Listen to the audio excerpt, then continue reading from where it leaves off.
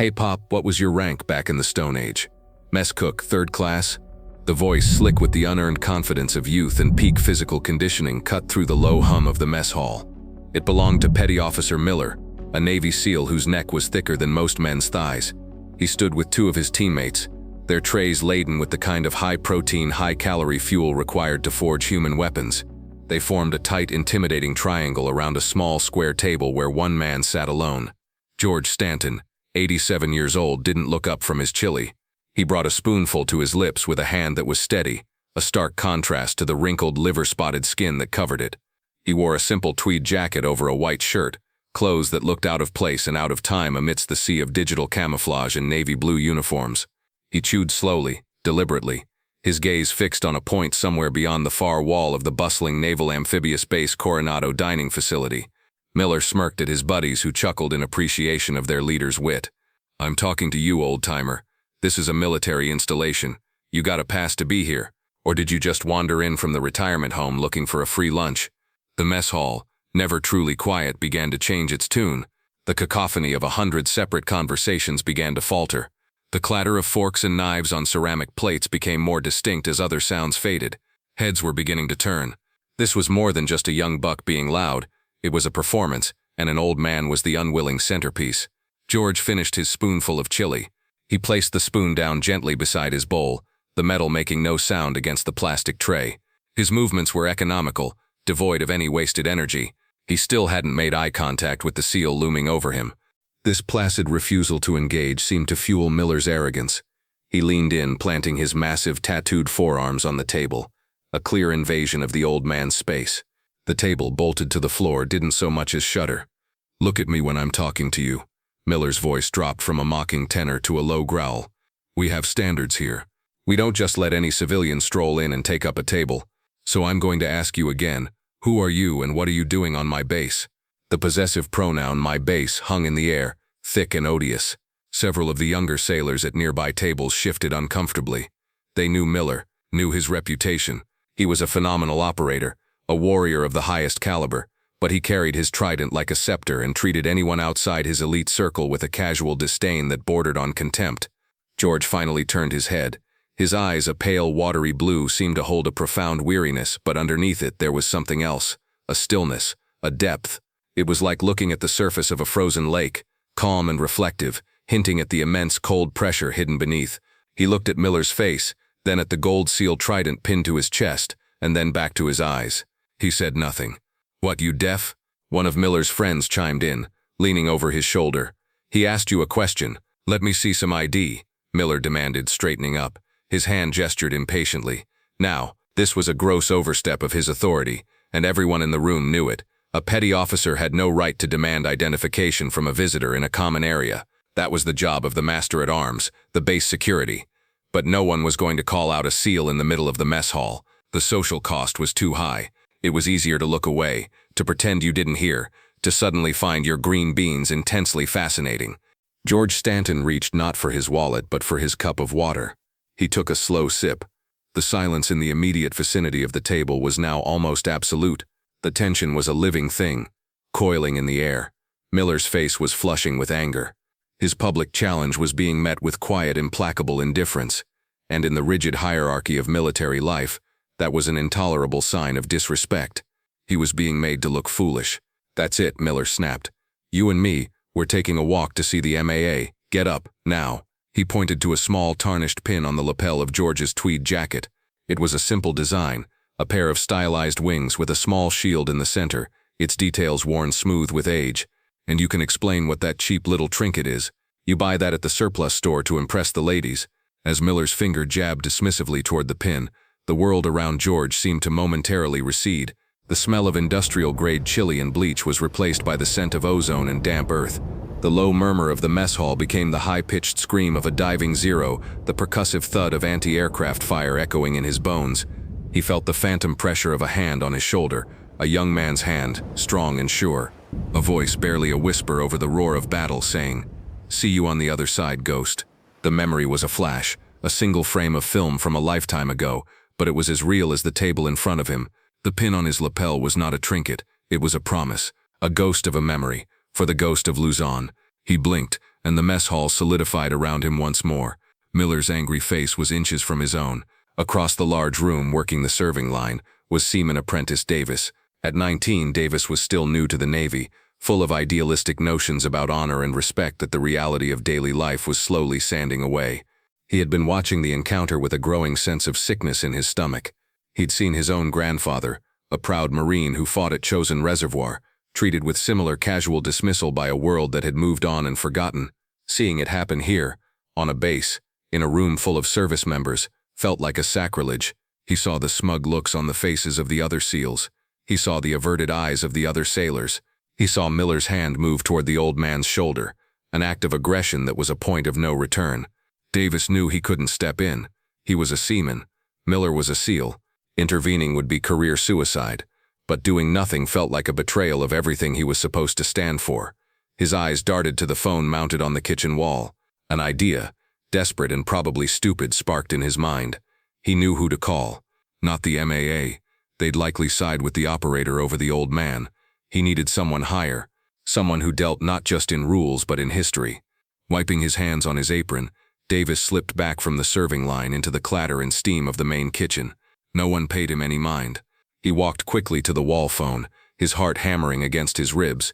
He dialed the extension for the office of the Command Master Chief, a man known throughout the base simply as the Anchor. Master Chief Thorne was a living legend, a man who had forgotten more about naval tradition and history than most scholars ever learned. If anyone would understand, it would be him. The phone was answered on the second ring by a yeoman. "Master Chief's office. I need to speak with him. It's urgent," Davis said, his voice a low, rushed whisper. He glanced over his shoulder through the service window, seeing Miller now placing a hand on the old man's arm, trying to force him to his feet. "He's in a meeting, Seaman. I can take a message." "No, you don't understand," Davis insisted, his voice cracking with stress. "There's a situation in the mess hall. A SEAL, Petty Officer Miller, is harassing an elderly veteran. He's putting his hands on him." The yeoman's tone became bored, administrative. "File a report with the MAA, Seaman. The Master Chief doesn't handle." "The veteran's name is George Stanton." Davis cut in, the words tumbling out. "He's just sitting there, not doing anything. Miller is making a scene." There was a pause on the other end of the line. A long, profound silence. Davis thought he might have been hung up on. Then he heard a muffled voice, the yeoman saying, "Master Chief, you need to hear this." A new voice came on the line, gravelly and hard as barnacles on a hull. "This is Master Chief Thorne." "What did you just say?" "Master Chief," Davis stammered, standing a little straighter even though no one could see him. "Seaman Davis, galley. Petty Officer Miller is about to drag an old man named George Stanton out of the mess hall." Another silence, but this one was different. It was heavy, charged with an energy Davis couldn't comprehend. He heard a sharp scraping sound, like a chair being violently pushed back from a desk. "Son," Master Chief Thorne's voice was dangerously quiet, stripped of all formalities. "You keep your eyes on George Stanton. You do not let him out of your sight. Help is on the way." The line went dead. In the command building a quarter-mile away, Master Chief Thorne stood so abruptly that his coffee cup rattled on its saucer. His face, a roadmap of harsh sun and sea salt, had gone pale. The yeoman stared at him, wide-eyed. "Get me the base commander on my private line." "Now," Thorne commanded, his voice a low thunder. He was already grabbing his cover, the insignia of the highest enlisted rank in the Navy gleaming under the fluorescent lights. "And find out if Admiral Hayes is still in his car. His convoy was supposed to be leaving for the airfield 10 minutes ago. Get them on the radio. Tell them to turn around. Tell them it's a matter of operational history." The yeoman, scrambling to comply, didn't understand the words operational history, but he understood the tone. It was the sound of a sleeping giant being prodded with a sharp stick. He had never seen the Master Chief move with such frantic, controlled urgency. It was the kind of energy one expected before a fleet action, not because of a squabble in the chow hall. He fumbled with the phone, his mind racing. Who on earth was George Stanton? Back in the mess hall, Miller's patience had finally evaporated. The old man's serene refusal to be intimidated was a public indictment of his authority. He had gone too far to back down now. He tightened his grip on George's thin arm. "All right, Grandpa, that's it. You're done," he snarled, pulling the old man from his chair. "You have the right to remain silent, because I really, really want you to. You are a security risk on a secure facility, and you're coming with me for a nice long chat with people who have ways of making you talk." This was his final, irreversible overreach. He was unofficially arresting a civilian, threatening him, all because of his own wounded pride. The remaining conversations in the hall died completely. The only sound was the hum of the ventilation system. Every eye was now fixed on the scene, a mixture of horror and morbid curiosity on the faces of the onlookers. George rose to his feet, not because of the force Miller was applying, but with a slow, weary grace, as if he had simply decided it was time to stand. He looked small and frail next to the hulking SEAL. It was at that precise moment that the main doors of the mess hall burst open with such force that they banged against the interior walls. The sudden loud noise made everyone jump. Framed in the doorway stood the base commander, a Navy captain with a chest full of ribbons and an expression of cold fury. Flanking him was Master Chief Thorne, his face a granite mask.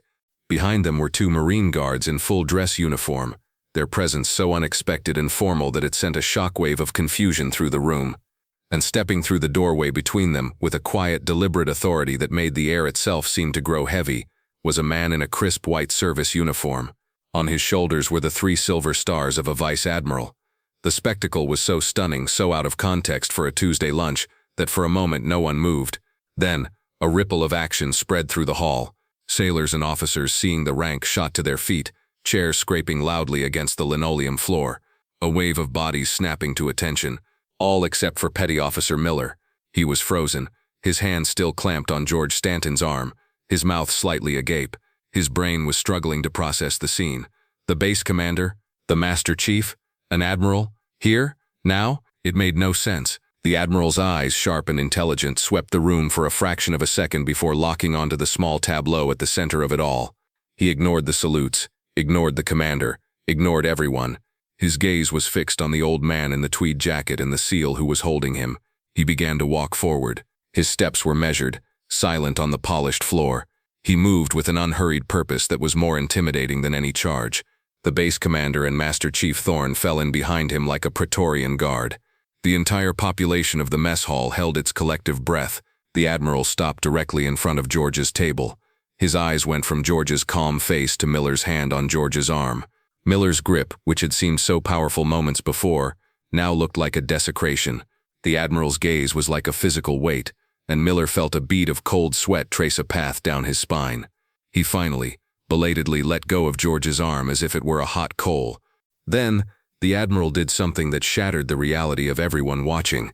He squared his shoulders, brought his heels together with an audible click, and raised his hand to his brow in the sharpest, most respectful salute Miller had ever witnessed. It was a gesture of profound deference, an offering of respect from a 3-star flag officer to a stooped, anonymous old man. "Mr. Stanton," the admiral's voice was clear, ringing with a respect that bordered on reverence. "It is an honor, sir. I apologize for this disturbance. We had you on the visitor manifest for the memorial dedication, but my aide didn't inform me you had arrived. Please forgive the lapse." The entire hall was a frozen diorama of disbelief. "Mr. Stanton." "Sir." The titles coming from an admiral seemed to defy the laws of military physics. Miller's face, which had been flushed with anger, was now the color of ash. His bravado had completely disintegrated, replaced by a cold, creeping dread. The admiral lowered his salute but kept his eyes on George. He then turned his head slightly, his voice rising to address the silent, captivated room. "For those of you who do not know," the admiral began, his tone now that of a lecturer at the Naval War College, "it would be a good idea for you to remember the man you see before you. This is George Stanton. In 1943, as a 20-year-old Navy Combat Demolition Unit specialist, a frogman, the grandfather of the SEALs, he and his team were deployed to the Luzon Strait. Their mission was to disable Japanese listening posts on a series of fortified islands. It was codenamed Operation Nightfall." The admiral paused, letting the weight of his words sink in. Miller's eyes were wide with a terror that was existential. He wasn't just in trouble, he had committed a sin he didn't even know existed. Operation Nightfall was a complete disaster. The admiral continued, his voice low and somber. "Compromised from the start. Of the 12 men inserted, 11 were killed in the first hour. Only 1 survived. For 72 hours he evaded capture on an island crawling with enemy patrols. He not only survived, he completed the mission. Alone, he disabled all 3 listening posts using improvised explosives and his knife. When the extraction team finally found him, he was subsisting on roots and rainwater and had taken out 17 enemy combatants without firing a single shot. For his actions, he was awarded the Medal of Honor. They called him the Ghost of Luzon. A collective soft gasp went through the room. The Medal of Honor, the highest, most sacred award. It was a name spoken in hushed tones, a symbol of almost superhuman valor. And this quiet old man who had been mocked for a cheap pin was one of its recipients. The pin on his lapel, the Admiral said, his eyes now boring directly into Miller, who looked like he might collapse, is the original unofficial insignia for his unit. It was given to him by his team leader who died in his arms on that beach. It is not a trinket. The Admiral turned back to George, his expression softening. George, again, I am so sorry. The base commander finally stepped forward, his eyes burning holes in Petty Officer Miller. Petty Officer. The captain's voice was a quiet, lethal blade. You are a disgrace to that trident on your chest. You will report to my office in 5 minutes. You will be escorted by the Master-at-Arms. You will bring your service record.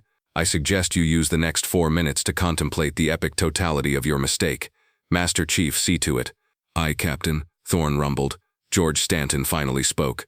His voice was quiet, raspy with age, but it carried an undeniable authority that silenced even the Admiral. He's just a boy, Jim, George said, calling the Admiral by his first name. Full of fire. We were all like that once. Arrogant and sure of ourselves. The service will temper him, or it will break him. That's the way of it. Let the boy learn his lesson, but don't ruin him for it. The grace of the gesture, the sheer magnitude of the forgiveness offered in that moment, was more stunning than the revelation of the medal. Miller looked at George, his eyes swimming with a shame so profound it was painful to watch. As George's hand brushed against his own lapel, the memory of the pin came back, not as a flash of combat but with a quiet, heartbreaking clarity. He was in a muddy foxhole, the tropical rain cold against his skin. His friend, his team leader, was bleeding out, his breath coming in ragged gasps. The man pressed the small metal pin into George's palm, his fingers cold. Make it home, Ghost, he had whispered, a bloody froth on his lips. Make it home and tell them we tried. The pin wasn't a symbol of his victory, it was a memorial to their loss. It was the weight of 11 good men that he had carried on his chest for over 60 years. The fallout was both swift and systemic. Petty Officer Miller faced a formal captain's mast. He was stripped of his rank, placed on probation within the teams, and ordered to write a 2,000-word essay on the history of naval special warfare, focusing specifically on the sacrifices of the pre-SEAL units. But the real punishment was the story. It spread through the command like wildfire. Miller, the arrogant operator, became a cautionary tale, a living example of the sin of forgetting where you came from. The base commander, at the urging of both the Admiral and Master Chief Thorne, instituted a new mandatory quarterly training for all hands on base, from the greenest seaman to the most senior officer. It was called Naval Heritage, and the first lesson was the story of Operation Nightfall, taught by a humbled Master Chief Thorne who used a transcript of the mess hall incident as his primary text. Weeks later, a man in civilian clothes was walking through a park in Coronado. He saw a familiar figure sitting on a bench, throwing small pieces of a sandwich to a flock of seagulls. It was George Stanton. The man, a visibly thinner and more somber Miller, hesitated for a long moment. Every instinct screamed at him to turn and walk away, to hide from the source of his humiliation. But the lesson he was learning was one of courage, and not just the kind that involved facing enemy fire. He took a deep breath and approached the bench. He stood a respectful distance away until George looked up. "Sir," Miller's voice was quiet, stripped of all its former swagger. I just wanted to say I'm sorry." George looked at him, his pale blue eyes assessing. He saw not the arrogant SEAL but the chastened young man standing before him. He simply nodded. "Sit down, son." Miller sat gingerly on the other end of the bench. They sat in silence for a minute, watching the birds. "You have 2 ears and 1 mouth, Petty Officer," George said, not looking at him. "Use them in that proportion. The quietest man in the room is often the one you should listen to the most. He's listening too, and he's learning." Miller just nodded, unable to speak. He sat there with the old hero, the ghost of Luzon, and for the first time in a very long time he just listened. If you were moved by George's story, please like this video, subscribe to Veteran Valor, and share it with someone who respects our heroes. Click the notification bell so you never miss a story of the quiet warriors who walk among us.